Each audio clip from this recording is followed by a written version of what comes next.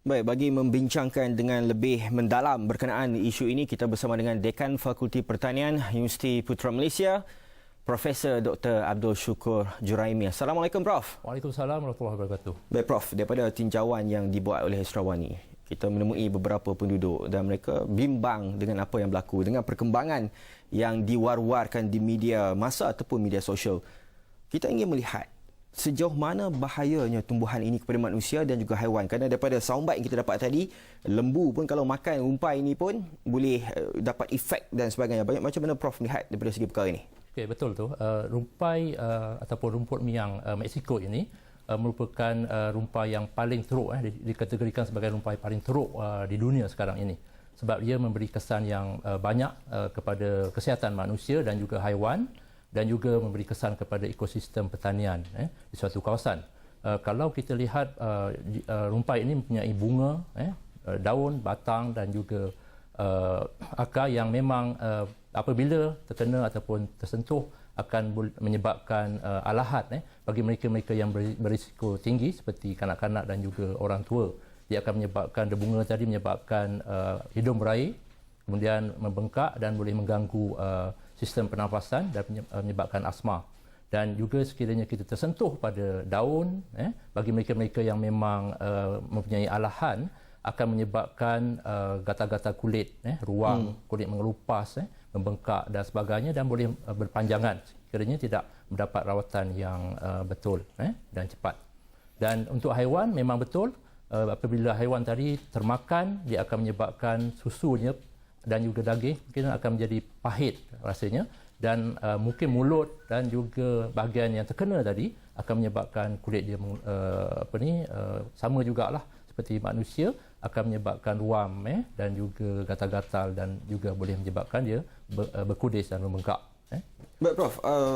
Sejauh mana setakat ini kajian kita dalam insiden ataupun isu yang berlaku ni, Prof? Kerana Prof tadi pun ada sebut kalau lembu makan boleh menyebabkan kegatalan pada lembu tu boleh jadi sakit. Dan apa kesan dia kepada manusia jika manalah nak tahu kalau termakan daging lembu tu ataupun minum susu daging lembu tu ke, macam mana? Okey, kalau kita makan daging ataupun susu tadi sebenarnya tidaklah memberi kesan yang teruk kepada manusia lah. Cuma rasa dia tu akan berubah, ya. Susu tadi tak sedap dimakan lah sebab dia pahit, tidak sedap diminum sebab dia pahit, dan juga akan menyebabkan kita tak akan makan lah sebab rasanya tu berlainan daripada yang biasa. Dan kalau kita lihat rumpai ini, dia merupakan rumpai yang memang senang merebak. Dia mempunyai lebih kurang hingga 100,000 biji benih dalam satu pokok.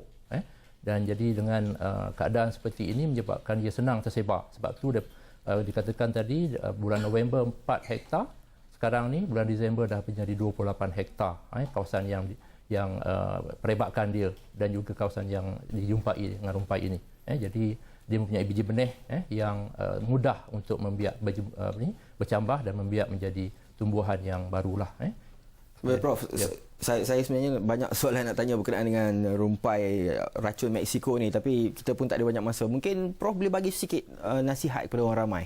Okey, nasihat kepada orang ramai apabila terjumpa rumpai ini. Rumpai ini sebenarnya dia hampir sama dengan ulam raja, tetapi bunga saja yang lain. Bunga dia berwarna putih. Dan kalau jumpa tu jangan mendekati, dan kalau boleh tandakan tempat tadi dan laporkan kepada Jabatan Pertanian dan juga mereka yang sepatutnya melakukan memusnahkan rumpai tersebut. Dan juga sekiranya yang dah terkena tu cepat-cepatlah ke klinik, jumpa doktor untuk mendapat rawatan yang secepat mungkin supaya dapat dirawat. Prof, boleh kita musnahkan sendiri rumpai racun Mexico ni, Prof? Ya, kita boleh racun dia menggunakan racun-racun yang terdapat di pasaran. Tetapi kita kena melihat secara menyeluruh supaya ianya dapat dihapuskan dalam jangka masa yang panjang. Maknanya kita racun, dia akan mati, tapi biji benih akan tumbuh semula. Jadi kita kena lihat, dan juga bila tumbuh semula kita akan bunuh semula racun, dan kita kena pantau selama 5 hingga 6 tahun sehingga biji benihnya tak ada, biji benihnya habis, dan barulah kawasan tadi bebas daripada rumpai tersebut. Okey, baik, terima kasih Prof kerana berkongsi pandangan, berkongsi ilmu bersama dengan Awan 745 malam ini. Terima kasih.